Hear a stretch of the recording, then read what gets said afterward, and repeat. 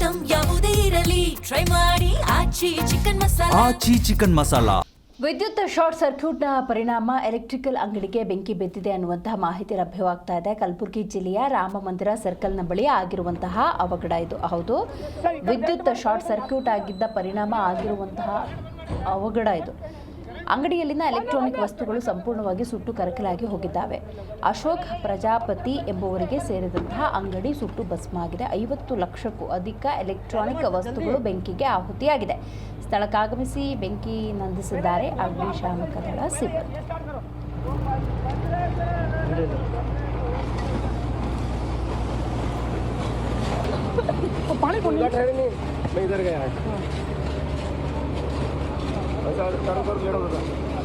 ज़्यादा लग रही है, ज़्यादा आई है।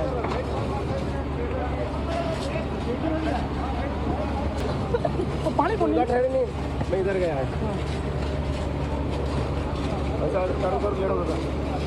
ज़्यादा लग रही है, ज़्यादा आई है।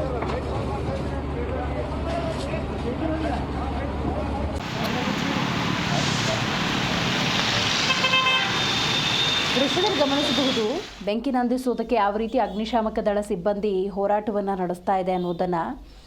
ವಿದ್ಯುತ್ ಶಾರ್ಟ್ ಸರ್ಕ್ಯೂಟ್ ಆದ ಪರಿಣಾಮ ಆಗಿರುವಂತಹ ಅವಘಡ, ಎಲೆಕ್ಟ್ರಿಕಲ್ ಅಂಗಡಿಗೆ ಬೆಂಕಿ ತಗುಲಿರೋದು. ಅಂದಾಜು 50 ಲಕ್ಷ ರೂಪಾಯಿಗೂ ಅಧಿಕ ಎಲೆಕ್ಟ್ರಾನಿಕ್ ವಸ್ತುಗಳು ಬೆಂಕಿಗೆ ಆಹುತಿಯಾಗಿದೆ. ಕಲಬುರಗಿ ಜಿಲ್ಲೆಯ ರಾಮ ಮಂದಿರ ಸರ್ಕಲ್ನ ಬಳಿ ಆಗಿರುವಂತಹ ಅವಘಡ ಇದು.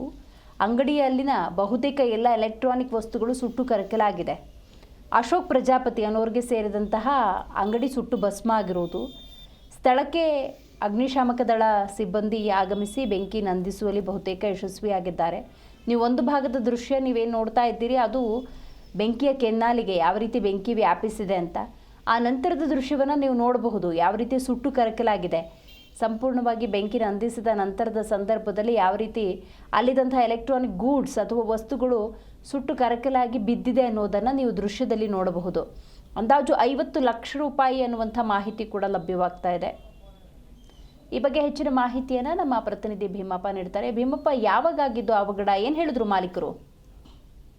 ಹೌದು ದೀಪ್ತಿ, ಏನಂದ್ರೆ ಈ ಘಟನೆ ನಡೆದಿರ್ತಕ್ಕಂಥದ್ದು ರಾಮ ಮಂದಿರ ಬಳಿಯ ಹಳೆ ಜೇವರ್ಗಿ ರಸ್ತೆಯಲ್ಲಿ ಒಂದು ಎಲೆಕ್ಟ್ರಿಕಲ್ ಅಂಗಡಿ ಇದೆ. ಈ ಅಂಗಡಿಗೆ ಏನಂದ್ರೆ ರಾತ್ರಿ ವಿದ್ಯುತ್ ಶಾರ್ಟ್ ಸರ್ಕ್ಯೂಟ್ ಇಂದ ಏಕಾಏಕಿ ಬೆಂಕಿ ಹತ್ತಿರತಕ್ಕಂಥದ್ದು. ಈ ಬೆಂಕಿಯ ಕೆನ್ನಲಿಗೆ ಸುಮಾರು ಅಂಗಡಿಯಲ್ಲಿ ಇರ್ತಕ್ಕಂಥ 50 ಲಕ್ಷಕ್ಕೂ ಅದಕ್ಕೆ ಏನಂದ್ರೆ ಎಲೆಕ್ಟ್ರಾನಿಕ್ ಸುಟ್ಟು ಕರಕಲಾಗಿರ್ತಕ್ಕಂಥದ್ದು. ಇದು ಅಶೋಕ್ ಪ್ರಜಾಪತಿ ಎಂಬುವರಿಗೆ ಅಂಗಡಿ ಸೇರಿದೆ. ಸದ್ಯ ಆ ಘಟನಾ ಸ್ಥಳಕ್ಕೆ ಅಗ್ನಿಶಾಮಕ ಸಿಬ್ಬಂದಿ ಆಗಮಿಸಿ ಬೆಂಕಿ ನಂದಿಸಿದ್ದಾರೆ. ಅಶೋಕ್ ನಗರ ಪೊಲೀಸ್ ಠಾಣಾ ವ್ಯಾಪ್ತಿಯಲ್ಲಿ ಈ ಘಟನೆ ನಡೆದಿದೆ. ದಿವಶ್ರೀ, ಥ್ಯಾಂಕ್ ಯು ಭೀಮಪ್ಪ ನಿಮ್ಮೆಲ್ಲ ಮಾಹಿತಿಗಾಗಿ.